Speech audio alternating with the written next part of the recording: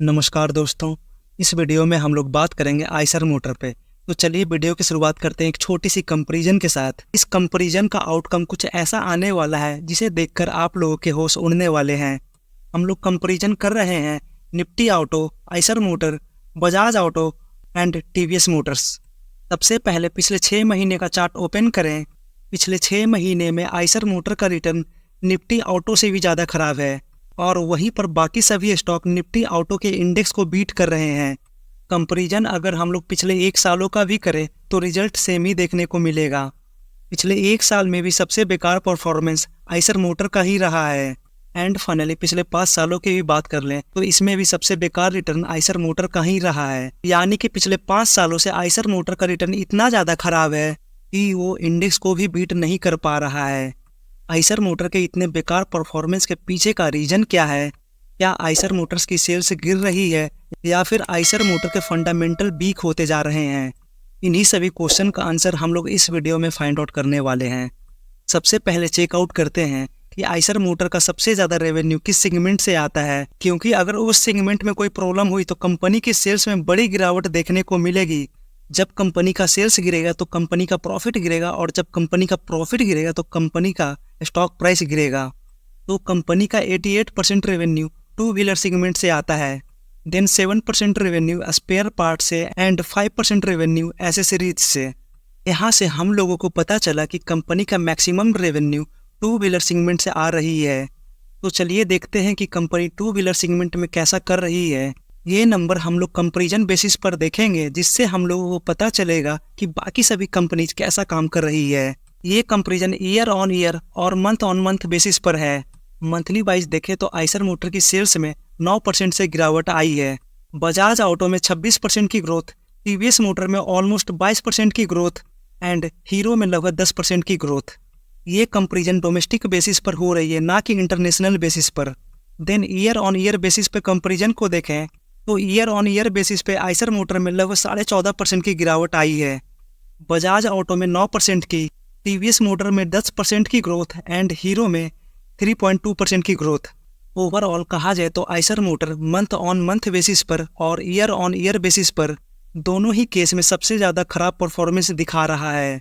इसमें सबसे चिंता की तो बात यह है कि आइसर मोटर को छोड़कर कोई भी ऐसा स्टॉक नहीं है जो मंथ ऑन मंथ बेसिस पर नेगेटिव ग्रोथ दिखाया है। कंपनी की बाइक की सेल्स में इतनी बड़ी गिरावट आ रही है तो चलिए देखते हैं कि क्या कंपनी दूसरे सेगमेंट में अच्छे से काम कर रही है या फिर नहीं।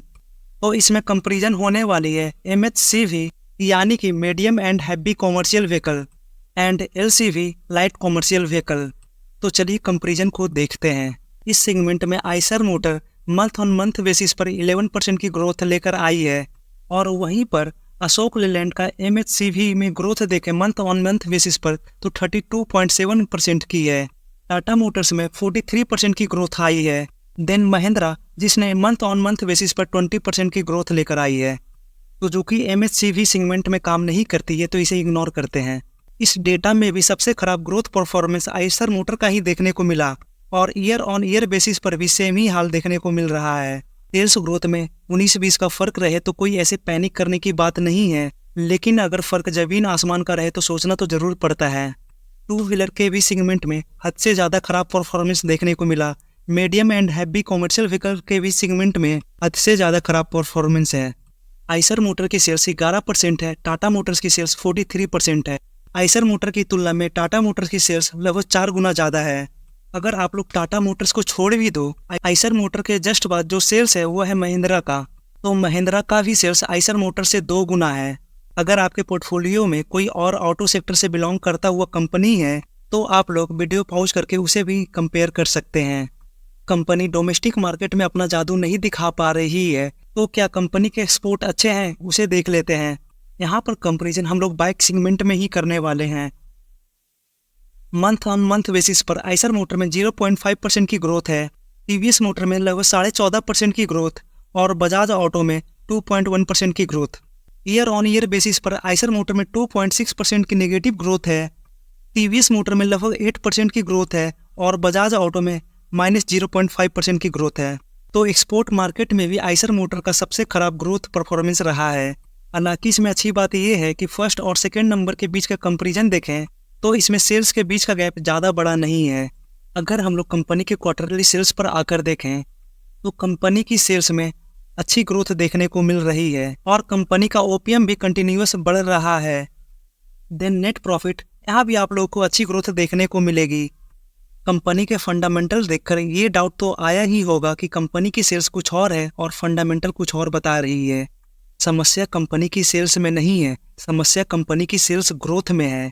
जिस तरीके से ऑटो सेक्टर के बाकी सभी कंपनी सेल्स ग्रोथ दिखा रही है, उसके सामने आइसर मोटर की सेल्स फीकी पड़ रही है। कंपनी की पुरानी सेल्स को देखें, कंपनी को 2000 करोड़ से 3000 करोड़ की सेल्स जाने में लगभग 3 क्वार्टर का वक्त लगता है। यही चीज हम लोगों को नेक्स्ट टाइम भी देखने को मिला। कंपनी को 2200 करोड़ की सेल्स से लगभग 3200 करोड़ की सेल्स तक जाने में लगभग 3 क्वार्टर का वक्त लगा। ओवरऑल कहा जाए तो 1000 करोड़ की सेल्स जंप करने में कंपनी 3 क्वार्टर का वक्त लेती है। लेकिन अगर पिछले 5 महीनों का डेटा देखें, कंपनी को लगभग 3400 करोड़ की सेल्स पिछले 5 महीने में भी क्रॉस नहीं कर पाया है। समस्या कंपनी के नंबर्स में नहीं आ रही है, समस्या कंपनी की सेल्स ग्रोथ में आ रही है।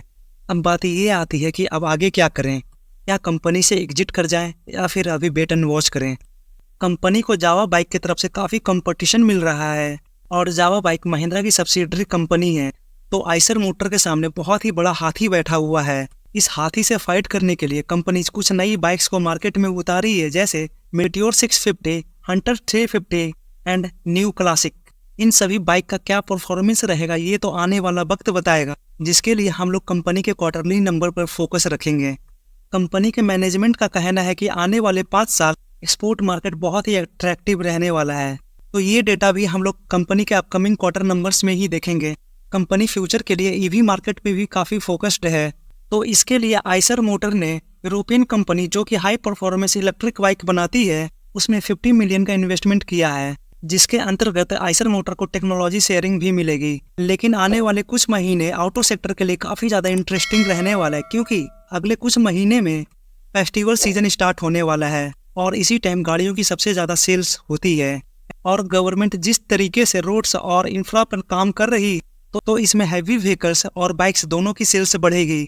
एक और इम्पोर्टेंट बात है जो कि छूट गई, आइसर मोटर की आइकॉनिक बाइक यानी कि रॉयल इनफील्ड, लोग उसे इंजन की साउंड के लिए ज़्यादा खरीदते हैं और ईवी की वजह से वो साउंड तो पूरी तरह से ख़त्म हो जाएगी। तब देखना ये होगा कि आइसर मोटर अपने रॉयल इनफील्ड को कितना बेच पाती है, क्योंकि आइसर मोटर की पहचान ही रॉयल इनफील्ड से है। आई थिंक आप लोगों को आंसर मिल चुका होगा आइसर मोटर में इतना कम रिटर्न क्यों बन रहा है। वीडियो एंड करने से पहले मैं एक बार फिर से रिपीट कर रहा हूँ, कंपनी के फंडामेंटल में अभी तक कोई प्रॉब्लम नहीं है। कंपनी नई बाइक्स को भी लॉन्च कर रही है अपनी सेल्स को इम्प्रूव करने के लिए, तो इन सभी का क्या आउटकम आता है इसके लिए हम लोगों को कंपनी को वक्त देना होगा। चलिए मिलते हैं फिर किसी और वीडियो में। Thank you for watching.